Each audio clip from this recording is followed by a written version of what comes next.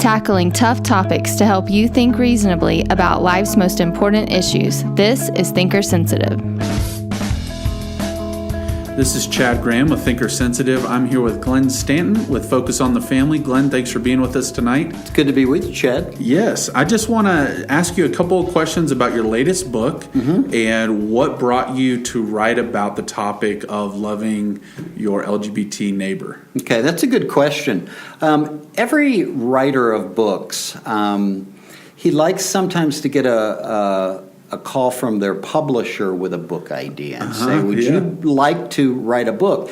And Moody Publishers, they had called me one day and just said, we would like to write a book. We'd like to have you write a book that addresses the issue of how do we stand firm for biblical truth on human sexuality, but also talk about how do we love and embrace and care for people who are same-sex attracted. Okay. And, would you like to write a book like that? And I'm like, absolutely. Because I've had a lot of experience as I've gone out in the last 15 years debating this issue on secular college campuses. So standing strong for what we believe as Christians, but also developing real friendships with a lot of folks. And so walking that balance between these two things. And I think it's very important because many times in the Christian church, unfortunately, we either, pound the pulpit real hard on truth, and that's necessary, or we go over and, well, can't we all just get along? And we need to learn to be able to do both of those things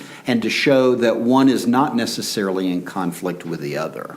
So when you wrote this book, what was your hope or aim that Christians would kind of get from the book?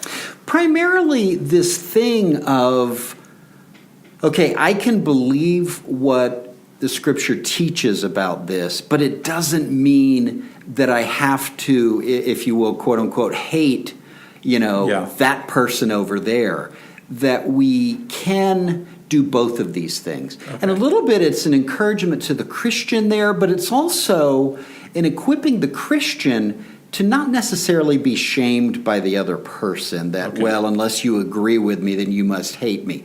No, we don't do that on any issue out there in the public square. Well, if you don't agree with me on abortion or whatever the case may be, then you must hate me. No, there are some of my best friends, I disagree with them on so many important, significant issues.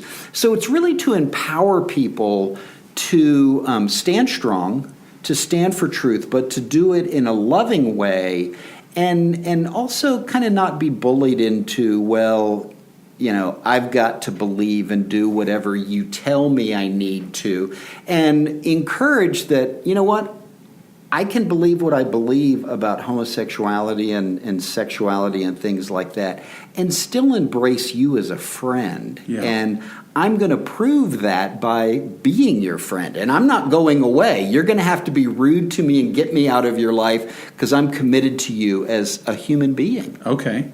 So I noticed that when we were promoting the event, we got a lot of people, I got a lot of emails, a lot of Facebook messages, people just wondering, what is your position as the church? Where do you actually stand on this issue? Both from maybe a more liberal perspective, are you guys affirming? Yeah. Is that what you're trying to communicate here? And more from a conservative side to just say, hey, we want to just reaching out, making sure nothing's changed. What kind of reception have you had for the book? I mean, see, Chad, that is exactly it. Because people want to know, are you this extreme over there? Or are you this extreme? Even when I see churches like, doing quote unquote the LGBT thing, you're like, okay, where are they?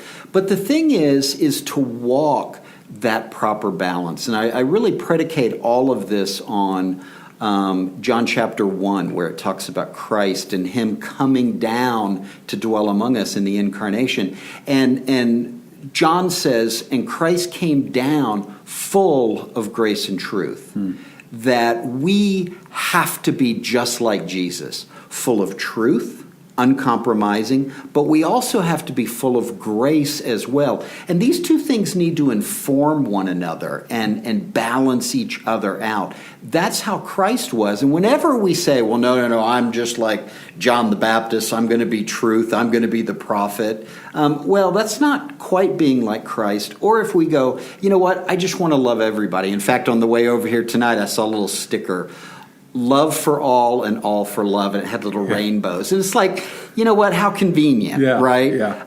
No, we should love everybody, but it doesn't mean that we have to buy into everybody else's story.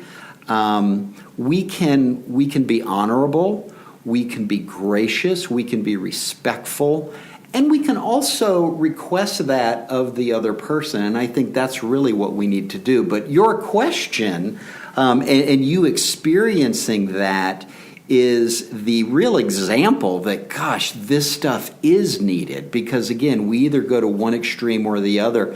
Jesus was right there in the middle, in the tension between grace and truth. He was crazy big on both of them, and we need to as well. Glenn, I'm looking forward to tonight. Thank you so much for coming out with us. This is Chad Graham with Thinker Sensitive. Looking forward to tonight's event. Alrighty, thank you. Thank you. For more Thinker Sensitive content, visit thinkersensitive.com. Be sure to find us on iTunes and YouTube as well.